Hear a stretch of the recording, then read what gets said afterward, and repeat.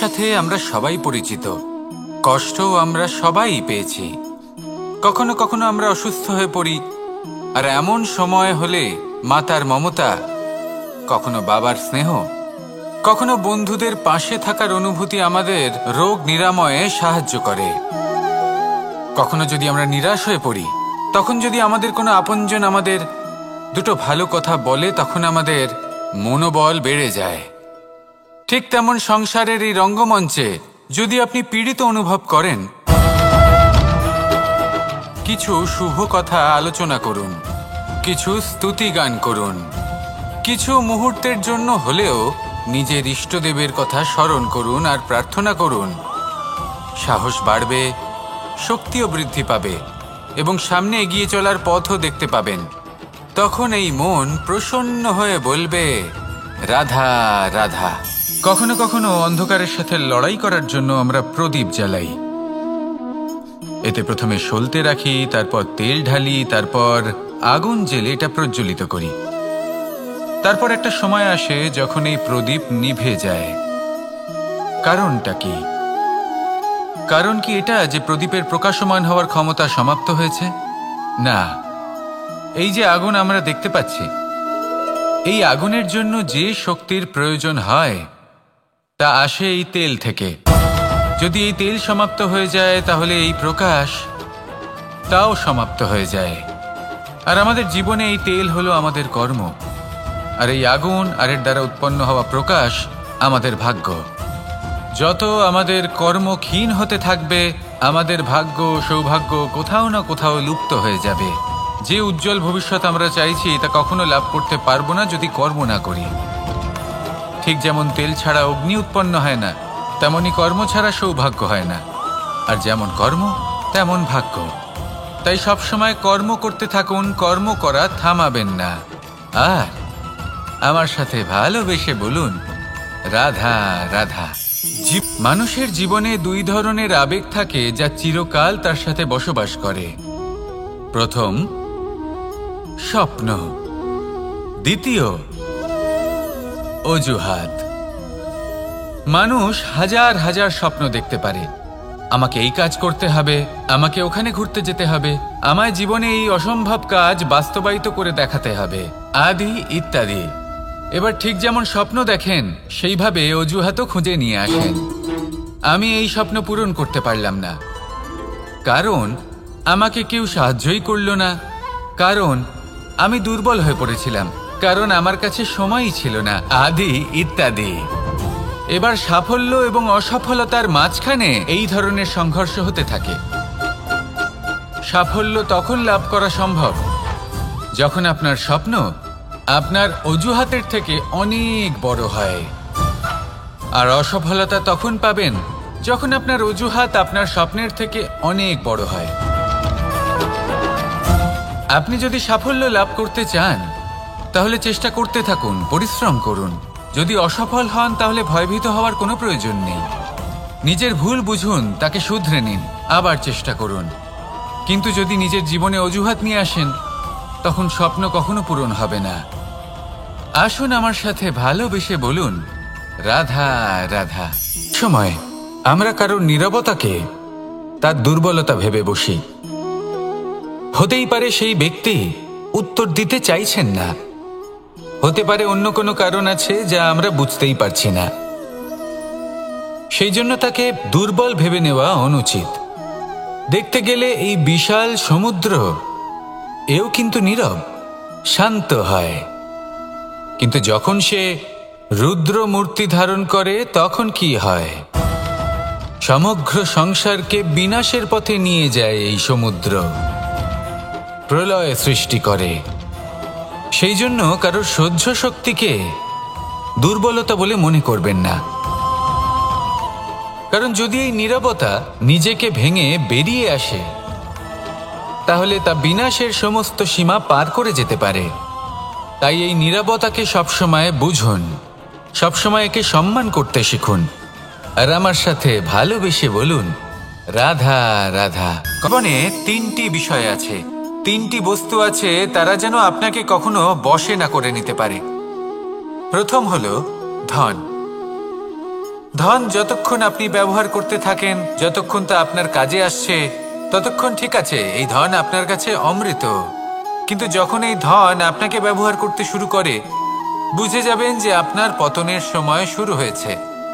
দ্বিতীয় বিষয়, ফেলে আসা অতীত। যাই করুন, আপনি অতীত পাল্টাতে পারবেন না, আর এই সত্যিটা আপনিও জানেন। কিন্তু তাও এর বশবর্তী আমরা হয়ে পড়ি, আর যখন তাই হয়, তখন এই সংসারে আমরা যেখানেই যাই না কেন, যত বড়ই সুখ লাভ করি না কেন, সেই সব আমাদের কাছে তিক্ত বলে মনে হয়। তৃতীয় বিষয়, আপনার আশেপাশের মানুষ ভিন্ন ভিন্ন ধরনের মানুষ হয়, যাদের চিন্তা ভাবনা এবং দৃষ্টিভঙ্গি ভিন্ন ভিন্ন প্রকারের। যদি এদের বশবর্তী আপনি হয়ে পড়েন, তাহলে কেউ বলবে এটা করো, এটা ভালো। কেউ বলবে এটা করো না, ওটা করো, ওটা ভালো কাজ। কেউ বলবে এই দুটোই করো না, অন্য কিছু করো। এই কথাগুলিতে আপনি এতটাই জড়িয়ে পড়বেন যে আপনি লক্ষ্যভ্রষ্ট হয়ে পড়বেন। তাই এই 3 বিষয় থেকে সাবধানে থাকবেন।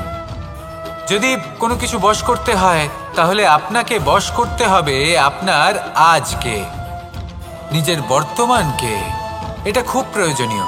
এটা ভাববেন যে এই সময়ের সদ্ব্যবহার আমি কিভাবে করব, সময়কে শাসন কিভাবে করব, ওই কর্ম কিভাবে করব যাতে ভবিষ্যতে কখনো আমার আফসোস না হয়, বরং এই সংসার আমাকে নিয়ে গর্ব করবে, সেই কর্ম করুন। আর যখন আপনি এটা শিখে নেবেন, তখন আপনি নিজেই নিজেকে প্রকৃত অর্থে ভাগ্যশালী করে তুলবেন।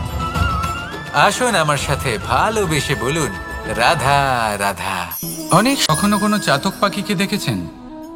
কথায় আছে যে বছরে মাত্র একবার সে তার তৃষ্ণা মিটিয়ে থাকে, আর তাও আকাশে ভেসে থাকা মেঘের দ্বারা ঘটানো বৃষ্টির জলের ফোঁটা থেকে। আর কোথাও থেকে সে তার তৃষ্ণা পূরণ করে না।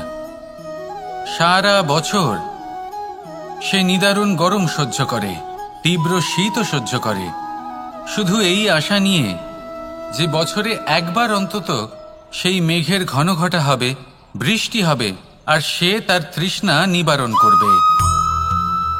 এটা আসলে কি? এটা আসলে বিশ্বাস। সেই বিশ্বাস যে বছরে একবার সেই মেঘ আসবে তৃষ্ণা নিবারণ করতে। যেমন দেখুন, একটা সূর্যমুখী ফুল সারা রাত অন্ধকারের সাথে যুদ্ধ করে, কারণ তার বিশ্বাস যে ভোরবেলায় সূর্য তাকে অবশ্যই দর্শন দেবেন। সেটাও বিশ্বাস ছিল যার উপর ভরসা করে মনু একটা নৌকা নিয়ে বেরিয়ে পড়েছিলেন এবং সমস্ত সৃষ্টিকে প্রলয়ের হাত থেকে বাঁচিয়েছিলেন। সেটাও ছিল ভালোবাসার প্রতি বিশ্বাস, যার উপর ভরসা করে বানর এবং ভাল্লুক সেনা নিয়ে শ্রীরাম আক্রমণ করেছিলেন সমস্ত বরদানপ্রাপ্ত অসুরগণ এবং রাক্ষসগণের লঙ্কায়, এবং জয়লাভ করেছিলেন। এই বিশ্বাসই হল এই বিশ্বের আশা। বিশ্বাস রাখুন যে আপনি হলেন সর্বশ্রেষ্ঠ এবং শুধুই নিজের কর্ম করতে থাকুন। এই বিশ্বাসের আশাই আপনাকে প্রতি মুহূর্তে বল প্রদান করবে। এ হলো আমার বিশ্বাস। আসুন আর আমার সাথে ভালোবেসে বলুন, রাধা রাধা। যোগাসন। যোগাসনে আসন অত্যন্ত গুরুত্বপূর্ণ। এবার আমি বলবো সবথেকে শ্রেষ্ঠ আসন কোনটি। আশ্বাস। নিজেকে আশ্বস্ত করতে থাকুন যে আমি আছি, সব ঠিক হবে, যা হচ্ছে ভালোর জন্য হচ্ছে। এই আশ্বাস আপনাকে জীবনে এমন ধন্যাত্মক বিশ্বাস দেবে যে আপনি বড় বড় সমস্যার সমাধান করতে পারবেন। এবার যদি কথা বলি সবথেকে কঠিন সময়ের, তাহলে সেটা হলো বিচ্ছেদের। যা মা সীতাকে সহ্য করতে হয়েছে শ্রীরামের জন্য, রাধা কৃষ্ণকেও সহ্য করতে হয়েছে। যে ব্যক্তি বিচ্ছেদের সময় সঠিক পথে চলে এসেছে, সে জীবনে অনেক শ্রেষ্ঠ স্থানে অবশ্যই পৌঁছতে পারবে। এবার যদি কথা বলি সবথেকে জরুরি এবং গুরুত্বপূর্ণ সময়ের, তাহলে সেটা হলো সংযোগ। সকলকে সাহায্য করতে থাকুন। আপনি অন্যদের সাহায্য করে তাদের যত আনন্দ দিতে পারবেন, ততটাই আনন্দ আপনারও জীবনে অবশ্যই আসবে। আসুন আর আমার সাথে ভালোবেসে বলুন, রাধা রাধা। সংসারে সকলে উঁচুতে উঠতে চায়, কেউ নত হতে চায় না। সবাই এটা মনে করে যে নত হওয়ার অর্থ হলো তাদের আত্মসম্মান এবং অহংবোধের বিরুদ্ধাচরণ করা। তাদের মনে হয় যে যদি আমরা নত হই, সংসার আমাদের দুর্বল মনে করবে, তাদের শৌর্য এবং তাদের ব্যক্তিত্বের অপমান হবে। কিন্তু এটা কি সত্যি? প্রত্যেকবার নত হওয়ার অর্থ কি সম্মানহানি হওয়া? কখনোই নয়। আপনি নিজের জীবনকেই দেখে নিন। আপনার কোনো অমূল্য জিনিস যদি নিচে পড়ে যায়, তাহলে তাকে কিভাবে তোলেন? সেই বস্তুকে তোলার জন্য আপনাকে নত হতেই হবে। আপনি বড়দের আশীর্বাদ কিভাবে লাভ করেন? আপনি নত হয়ে তবেই তাদের আশীর্বাদ লাভ করতে পারেন, তাই না? ভেবে দেখুন, আপনি একটা পথে হাঁটছেন। আপনি দেখতে চাইছেন যে আপনি সঠিক পথে হাঁটছেন কিনা, পায়ের নিচে কাঁটা পড়ে আছে কিনা। কিভাবে দেখবেন? আপনাকে সেই মাথা নত করেই দেখতে হবে। এর অর্থ কি? অর্থ খুব সহজ। প্রত্যেকবার নত হওয়া অনুচিত নয়, সেটা কোনোভাবেই সম্মানহানি নয়। পরিস্থিতি অনুসারে এবং যেখানে প্রয়োজন আপনি নত হতে শিখে গেলে আপনি অনেক কিছুই লাভ করতে পারবেন। জ্ঞান, মান, গুণ, বিশ্বাস। সেই জন্য প্রয়োজন এবং পরিস্থিতি অনুসারে নত হতে শিখুন। এতে অনুচিত কিছুই নেই। আত্মসম্মান থাকা অত্যন্ত প্রয়োজনীয়, কিন্তু তা যেন কখনো অহংকারে পরিণত না হয়। এই বিষয়ে অবশ্যই নজর রাখবেন এবং আমার সাথে ভালোবেসে বলবেন, রাধা রাধা। আমাদের জীবনে অনেক ধরনের ব্যক্তি এসে থাকেন। কেউ কেউ আমাদের সাথে থেকে যান, কেউ আমাদের থেকে দূরে চলে যান। কেউ ভালো মানুষ হন, কেউ খারাপ মানুষ। কিন্তু আমরা সবসময় সেই সময়টাকে নিয়ে দুঃখ প্রকাশ করি যখন আমাদের জীবনে কোনো খারাপ ব্যক্তি প্রবেশ করেন। তারা আমাদের খারাপ অনুভূতি দেন, দুঃখ দেন, কষ্ট দেন। আমরা সবাই তাকে ভালো মন্দ কথা বলি। কিন্তু কেন? এমন বিভিন্ন ধরনের মানুষ, খারাপ মানুষ, ভালো মানুষ সবার জীবনেই আসেন এবং সকলকেই একটা অমূল্য শিক্ষা দান করে যান। এবার আপনি নিজেই ভেবে দেখুন, জীবনে যখন প্রথমবার আপনি আগুন স্পর্শ করেছিলেন, তখন আপনি একটা শিক্ষা লাভ করেছিলেন যে আমাকে আগুনের থেকে একটু দূরে থাকতে হবে। তারপর আস্তে আস্তে আপনি শিখলেন যে কিভাবে এই আগুনকে নিয়ন্ত্রণে রাখতে হবে। তারপর আপনি শিখলেন যে কিভাবে নিজের জীবনে তাকে প্রয়োগ করতে হবে, তা সে অন্ধকারে প্রকাশ লাভ করার জন্য হোক বা খাবার বানানোর জন্য। সেইভাবেই কোনো খারাপ ব্যক্তি যখন আপনার জীবনে আসে, কোনো শিক্ষা দিয়ে যান, তার প্রতি কৃতজ্ঞ থাকুন। তার বিষয় খারাপ ভাবার বা খারাপ অনুভূতি নিয়ে থাকার কোনো প্রয়োজন নেই। সেই শিক্ষা লাভ করুন। ইতিবাচক মনোভাব নিয়ে জীবনের সামনে এগোতে থাকুন। কেউ নেই যিনি আপনাকে বাধা দিতে পারেন। আসুন আমার সাথে ভালোবেসে বলুন, রাধা রাধা। অনেক সময় আমরা জীবনে অনেক মানুষকে এমন বলতে শুনে থাকি যে আমি অসফল হয়েছি কারণ আমার সময় ভালো যাচ্ছিল না। আমি এই জিনিসটা লাভ করতে চাইছিলাম কিন্তু করতে পারলাম না কারণ আমার সময়টা ভালো যাচ্ছিল না। আমি আমার জীবনে ওই মহান কাজটা করতে চাইছিলাম কিন্তু করতে পারলাম না। কেন? কারণ আমার সময়টা ভালো যাচ্ছিল না। কিন্তু যে মুহূর্তে ভালো সময় আমার জীবনে আসবে, আমি সব কিছু প্রাপ্ত করব। এমন প্রায় প্রত্যেকেই বলেন। আসুন একটা কথা বোঝা যাক। একজন মালিকে দেখুন, সে প্রত্যেক দিন গাছের সেবা করে, তাকে জল দেয়, তার যত্ন আত্তি করে। কেন? প্রত্যেক দিন সেই গাছ ফল দেয় না। সঠিক সময় এলে তবেই সেই গাছ ফল দেয়, কিন্তু প্রত্যেক দিন মালি তার সেবা করে, তাকে যত্ন করে। শুধুমাত্র তখন করে না যখন সেই গাছ ফল দিতে সক্ষম। আর যদি মালি গাছের যত্ন প্রতিদিন না করে, তাহলে হয়তো সেই গাছ ফল দিতেই পারবে না। এটাই হলো আমাদের জন্য একটা শিক্ষা। যখন সময় আমাদের জন্য অপেক্ষা করে না, তখন আপনি সময়ের জন্য কেন অপেক্ষা করছেন? ভালো সময়ের জন্য অপেক্ষা করবেন না। ভালো এবং শুভ কর্ম দ্বারা ভালো সময়কে নিজের কাছে টেনে আনুন। নিরন্তর কর্ম করুন, পরিশ্রম করতে থাকুন। শুভ সময় আপনা থেকেই আপনার কাছে আসবে। আসুন আমার সাথে ভালোবেসে বলুন, রাধা রাধা। জীবনে এমন কিছু কাজ রয়েছে যা আমাদের কখনোই করা উচিত নয়, যেমন আশা করা। যদি আপনি আশা করেন আর আপনার আশা পূর্ণ না হয়, আপনি খুবই কষ্ট পাবেন। এবার আপনি যদি প্রতীক্ষা করেন, করতেই থাকেন, আর সেই ব্যক্তি যদি না আসে, তাহলেও খুব কষ্ট পাবেন। আর হলো তুলনা। আপনি যদি তুলনা করতে যান, তাহলে এটাই ভাববেন যে হয় আমি বা অন্য কোনো ব্যক্তি, এই দুজনের মধ্যে কোনো এক ব্যক্তি নিকৃষ্ট। আর এই ভাবনাটাই হলো অনুচিত। যদি আমরা কথা বলি সেই সব বিষয়ে যা আমাদের করা উচিত, যেমন পরীক্ষা। এই পরীক্ষা সবসময় আমাদের আরো সফল করে তোলে, আরো শ্রেষ্ঠ করে তোলে, আরো উৎকৃষ্ট করে তোলে। আসন্ন মহাসংগ্রামের জন্য আমাদের প্রস্তুত করে তোলে এই পরীক্ষা। তাই এই পরীক্ষার থেকে কখনোই পালাবেন না, এর সম্মুখীন হন। আর হলো কর্ম। কর্ম করা কখনোই বন্ধ করবেন না। তুলনা করার বদলে কর্ম করুন, প্রতীক্ষা করার বদলে কর্ম করুন, আর আশা করার বদলে কর্মই করুন। জীবন সফল হয়ে যাবে। দেখুন, সবার শেষে সত্যি বলতে এই কর্ম আর এই পরীক্ষা, এই দুই আমাদের জীবনকে সুখী করে তুলতে পারে। আসুন আর আমার সাথে ভালোবেসে বলুন, রাধা রাধা। আমি অনেক সংখ্যক মানুষকে দেখেছি, তাদের কাছে অত্যাধিক জ্ঞান আছে, শিল্প আছে, ধন আছে, কীর্তি আছে, কিন্তু তারা এই সব কিছু নিজেদের কাছেই রাখেন, এই সমাজে বিতরণ করেন না। কারণ হলো ভয়।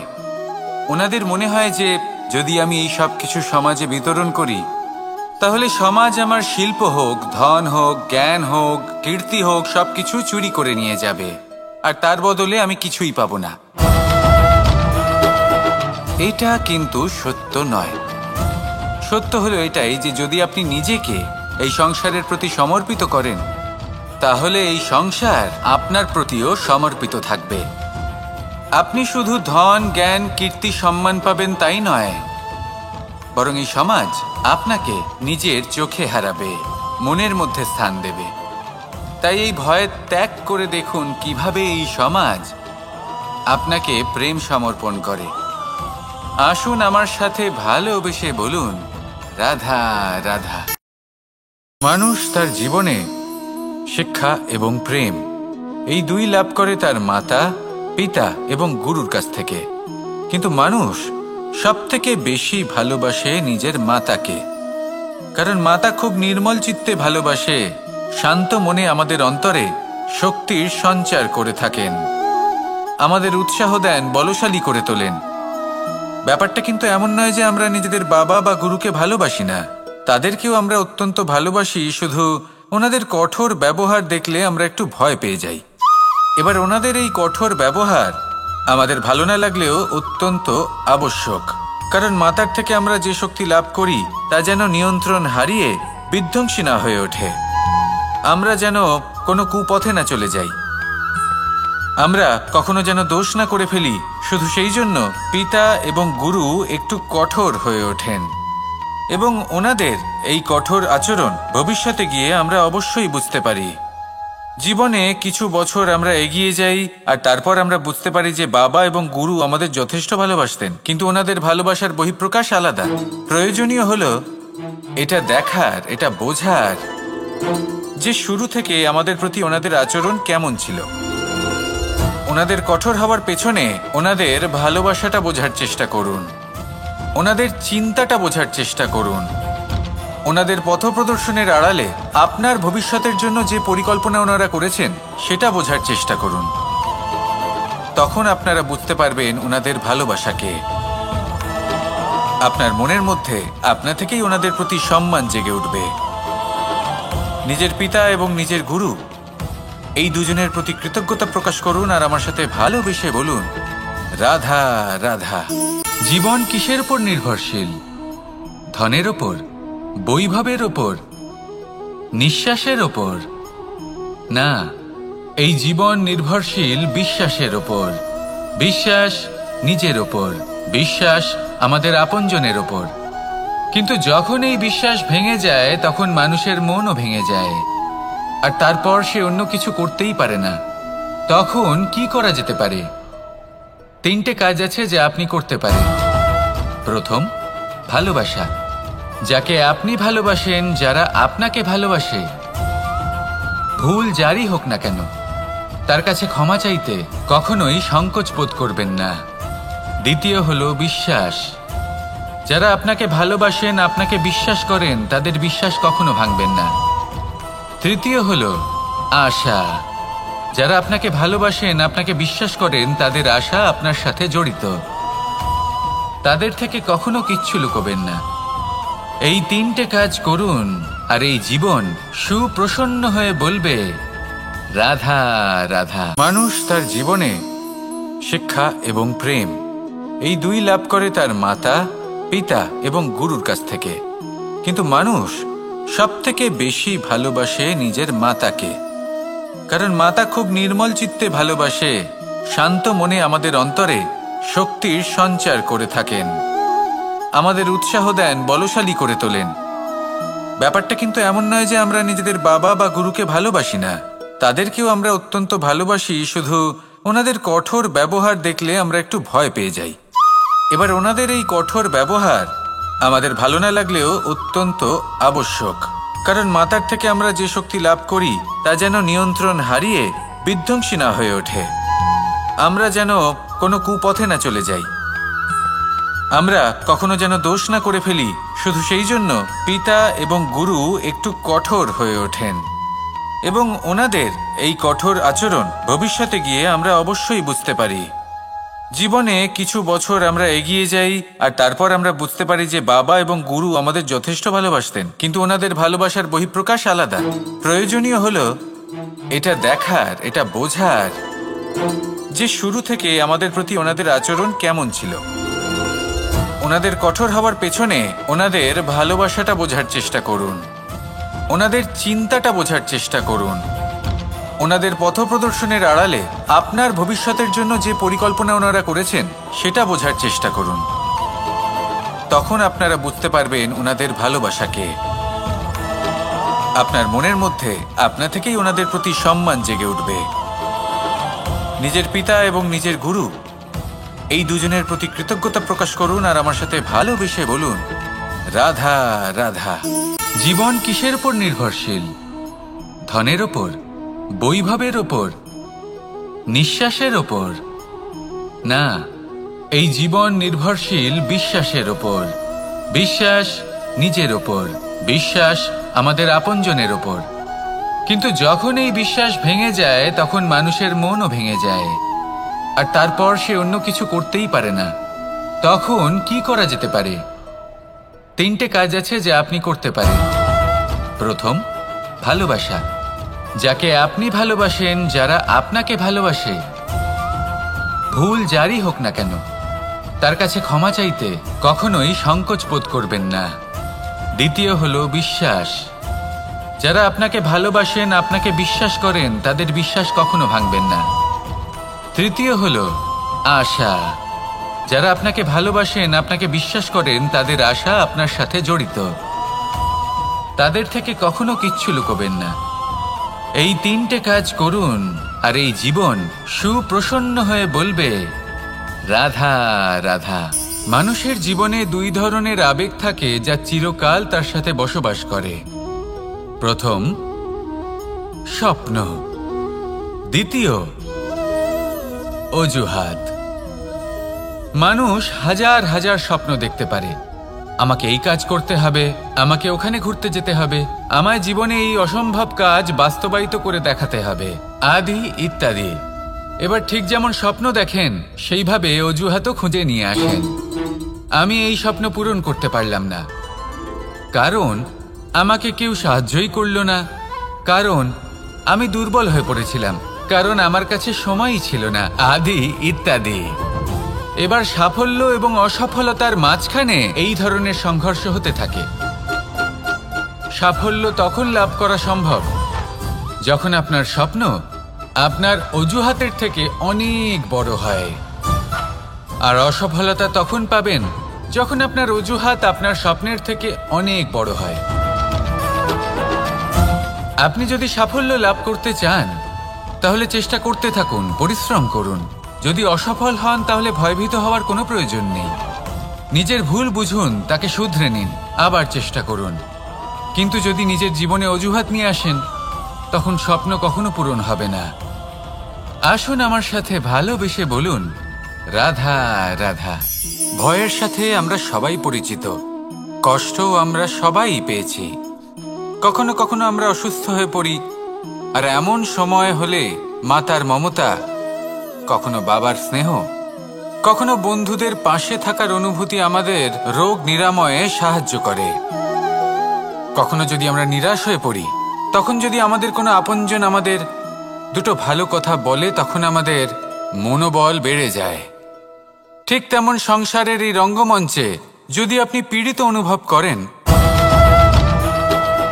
কিছু শুভ কথা আলোচনা করুন, কিছু স্তুতি গান করুন, কিছু মুহূর্তের জন্য হলেও নিজের ইষ্টদেবের কথা স্মরণ করুন আর প্রার্থনা করুন। সাহস বাড়বে, শক্তিও বৃদ্ধি পাবে এবং সামনে এগিয়ে চলার পথও দেখতে পাবেন। তখন এই মন প্রসন্ন হয়ে বলবে, রাধা রাধা।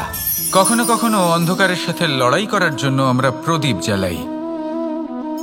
এতে প্রথমে সলতে রাখি, তারপর তেল ঢালি, তারপর আগুন জেলে এটা প্রজ্বলিত করি। তারপর একটা সময় আসে যখন এই প্রদীপ নিভে যায়। কারণটা কি? কারণ কি এটা যে প্রদীপের প্রকাশমান হওয়ার ক্ষমতা সমাপ্ত হয়েছে? না, এই যে আগুন আমরা দেখতে পাচ্ছি, এই আগুনের জন্য যে শক্তির প্রয়োজন হয় তা আসে এই তেল থেকে।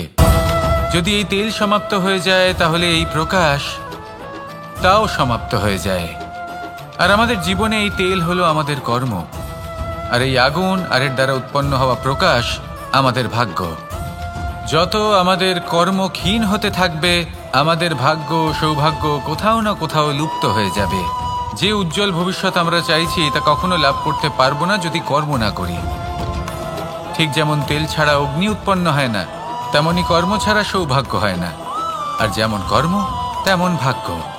তাই সবসময় কর্ম করতে থাকুন, কর্ম করা থামাবেন না। আর আমার সাথে ভালোবেসে বলুন, রাধা রাধা। জীবনে তিনটি বিষয় আছে, তিনটি বস্তু আছে, তারা যেন আপনাকে কখনো বশে না করে নিতে পারে। প্রথম হলো ধন। ধন যতক্ষণ আপনি ব্যবহার করতে থাকেন, যতক্ষণ তা আপনার কাজে আসছে, ততক্ষণ ঠিক আছে, এই ধন আপনার কাছে অমৃত। কিন্তু যখন এই ধন আপনাকে ব্যবহার করতে শুরু করে, বুঝে যাবেন যে আপনার পতনের সময় শুরু হয়েছে। দ্বিতীয় বিষয়, ফেলে আসা অতীত। যাই করুন, আপনি অতীত পাল্টাতে পারবেন না, আর এই সত্যিটা আপনিও জানেন।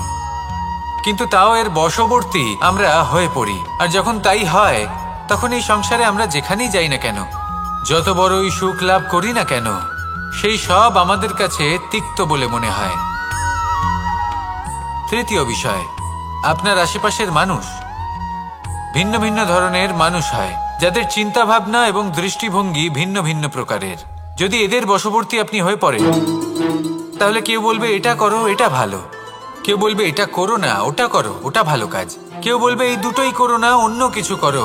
এই কথাগুলিতে আপনি এতটাই জড়িয়ে পড়বেন যে আপনি লক্ষ্যভ্রষ্ট হয়ে পড়বেন। তাই এই তিন বিষয় থেকে সাবধানে থাকবেন। যদি কোনো কিছু বশ করতে হয়, তাহলে আপনাকে বশ করতে হবে আপনার আজকে, নিজের বর্তমানকে। এটা খুব প্রয়োজনীয়।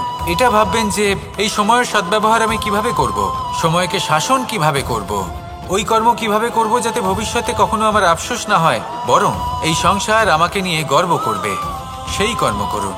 আর যখন আপনি এটা শিখে নেবেন, তখন আপনি নিজেই নিজেকে প্রকৃত অর্থে ভাগ্যশালী করে তুলবেন। আসুন আমার সাথে ভালোবেসে বলুন, রাধা রাধা। অনেক সময় আমরা কারোর নীরবতাকে তার দুর্বলতা ভেবে বসি। হতেই পারে সেই ব্যক্তি উত্তর দিতে চাইছেন না, হতে পারে অন্য কোনো কারণ আছে যা আমরা বুঝতেই পারছি না।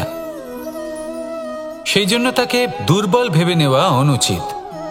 দেখতে গেলে এই বিশাল সমুদ্র এও কিন্তু নীরব, শান্ত হয়। কিন্তু যখন সে রুদ্র মূর্তি ধারণ করে, তখন কি হয়? সমগ্র সংসারকে বিনাশের পথে নিয়ে যায় এই সমুদ্র। প্রলয় সৃষ্টি করে। সেই জন্য কারোর সহ্য শক্তিকে দুর্বলতা বলে মনে করবেন না, কারণ যদি এই নীরবতা নিজেকে ভেঙে বেরিয়ে আসে তাহলে তা বিনাশের সমস্ত সীমা পার করে যেতে পারে। তাই এই নীরবতাকে সবসময় বুঝুন, সবসময় একে সম্মান করতে শিখুন, আর আমার সাথে ভালোবেসে বলুন, রাধা রাধা। কখনো কোনো চাতক পাখিকে দেখেছেন? কথায় আছে যে বছরে মাত্র একবার সে তার তৃষ্ণা মিটিয়ে থাকে, আর তাও আকাশে ভেসে থাকা মেঘের দ্বারা ঘটানো বৃষ্টির জলের ফোঁটা থেকে। আর কোথাও থেকে সে তার তৃষ্ণা পূরণ করে না। সারা বছর সে নিদারুণ গরম সহ্য করে, তীব্র শীতও সহ্য করে, শুধু এই আশা নিয়ে যে বছরে একবার অন্তত সেই মেঘের ঘন ঘটা হবে, বৃষ্টি হবে, আর সে তার তৃষ্ণা নিবারণ করবে। এটা আসলে কি? এটা আসলে বিশ্বাস। সেই বিশ্বাস যে বছরে একবার সেই মেঘ আসবে তৃষ্ণা নিবারণ করতে। যেমন দেখুন, একটা সূর্যমুখী ফুল সারা রাত অন্ধকারের সাথে যুদ্ধ করে, কারণ তার বিশ্বাস যে ভোরবেলায় সূর্য তাকে অবশ্যই দর্শন দেবেন। সেটাও বিশ্বাস ছিল যার উপর ভরসা করে মনু একটা নৌকা নিয়ে বেরিয়ে পড়েছিলেন এবং সমস্ত সৃষ্টিকে প্রলয়ের হাত থেকে বাঁচিয়েছিলেন।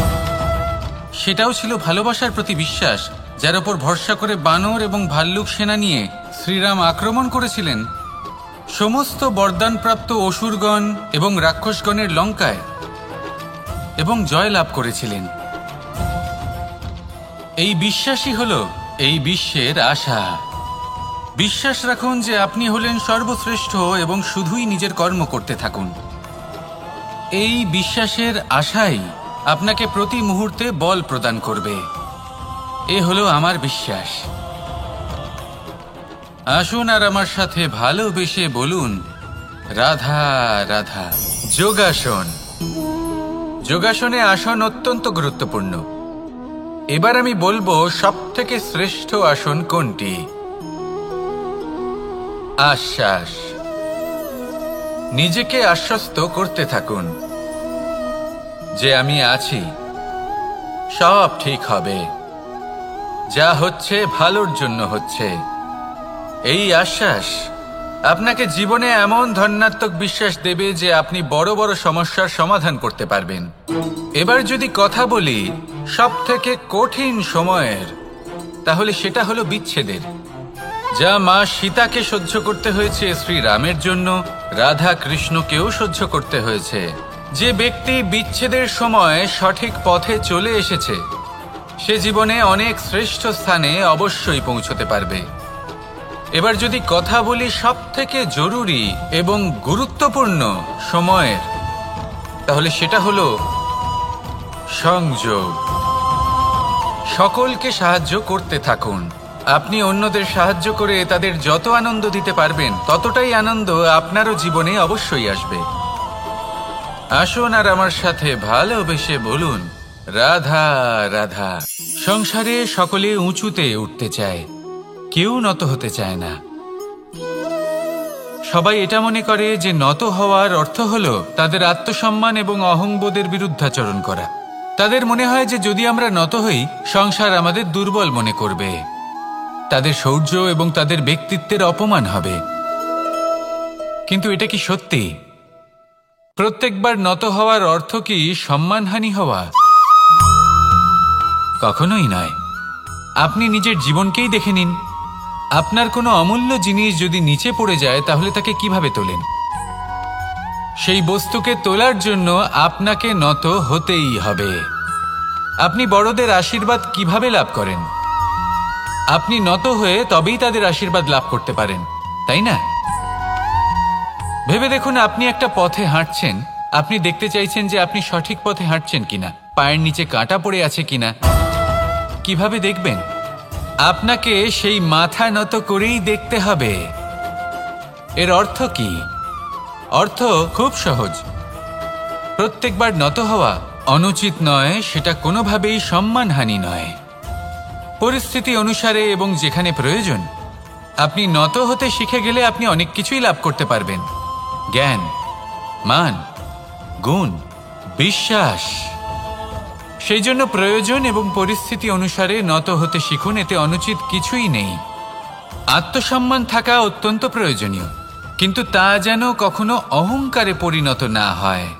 এই বিষয়ে অবশ্যই নজর রাখবেন এবং আমার সাথে ভালোবেসে বলবেন, রাধা রাধা। আমাদের জীবনে অনেক ধরনের ব্যক্তি এসে থাকেন। কেউ কেউ আমাদের সাথে থেকে যান, কেউ আমাদের থেকে দূরে চলে যান। কেউ ভালো মানুষ হন, কেউ খারাপ মানুষ। কিন্তু আমরা সবসময় সেই সময়টাকে নিয়ে দুঃখ প্রকাশ করি যখন আমাদের জীবনে কোনো খারাপ ব্যক্তি প্রবেশ করেন। তারা আমাদের খারাপ অনুভূতি দেন, দুঃখ দেন, কষ্ট দেন। আমরা সবাই তাকে ভালো মন্দ কথা বলি। কিন্তু কেন? এমন বিভিন্ন ধরনের মানুষ, খারাপ মানুষ, ভালো মানুষ সবার জীবনেই আসেন এবং সকলকেই একটা অমূল্য শিক্ষা দান করে যান। এবার আপনি নিজেই ভেবে দেখুন, জীবনে যখন প্রথমবার আপনি আগুন স্পর্শ করেছিলেন তখন আপনি একটা শিক্ষা লাভ করেছিলেন যে আমাকে আগুনের থেকে একটু দূরে থাকতে হবে। তারপর আস্তে আস্তে আপনি শিখলেন যে কিভাবে এই আগুনকে নিয়ন্ত্রণে রাখতে হবে। তারপর আপনি শিখলেন যে কিভাবে নিজের জীবনে তাকে প্রয়োগ করতে হবে, তা সে অন্ধকারে প্রকাশ লাভ করার জন্য হোক বা খাবার বানানোর জন্য। সেইভাবেই কোনো খারাপ ব্যক্তি যখন আপনার জীবনে আসে কোনো শিক্ষা দিয়ে যান, তার প্রতি কৃতজ্ঞ থাকুন।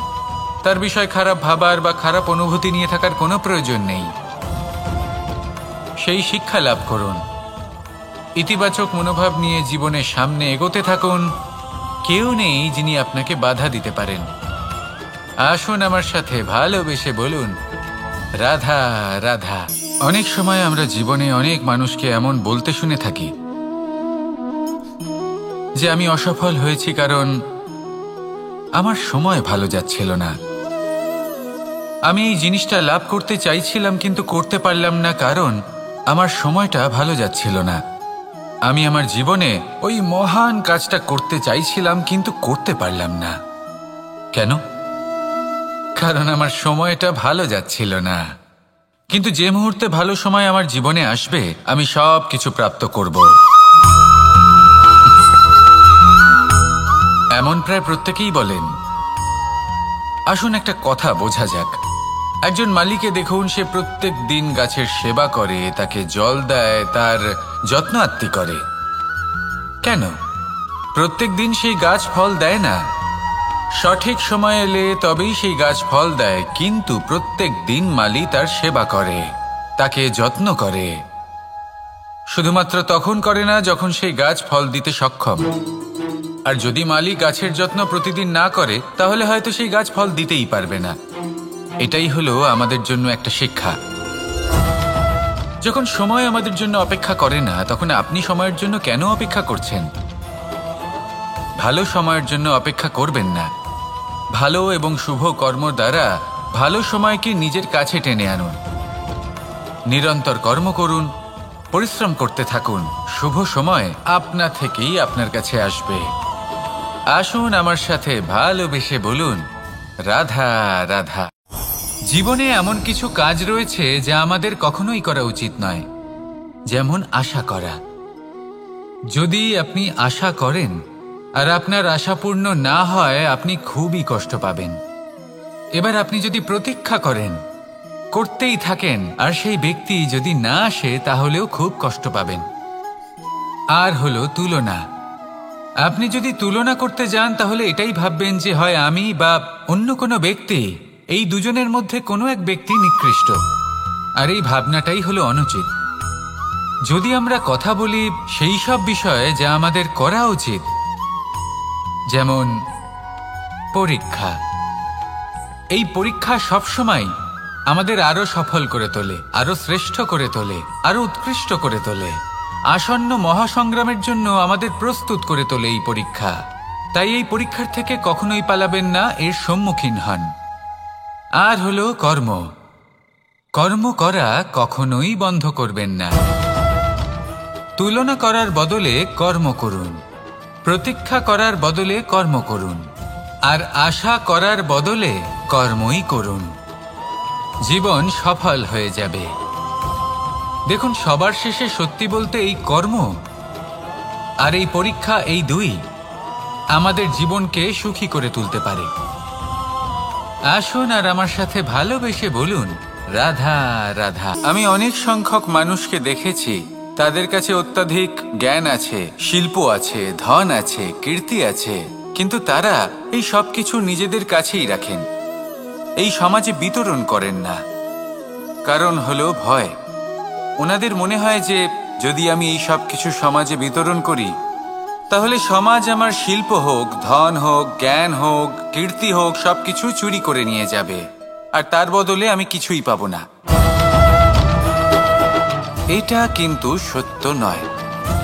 সত্য হলো এটাই যে যদি আপনি নিজেকে এই সংসারের প্রতি সমর্পিত করেন, তাহলে এই সংসার আপনার প্রতিও সমর্পিত থাকবে। আপনি শুধু ধন, জ্ঞান, কীর্তি, সম্মান পাবেন তাই নয়, বরং এই সমাজ আপনাকে নিজের চোখে হারাবে, মনের মধ্যে স্থান দেবে। তাই এই ভয় ত্যাগ করে দেখুন কিভাবে এই সমাজ আপনাকে প্রেম সমর্পণ করে। আসুন আমার সাথে ভালোবেসে বলুন, রাধা রাধা।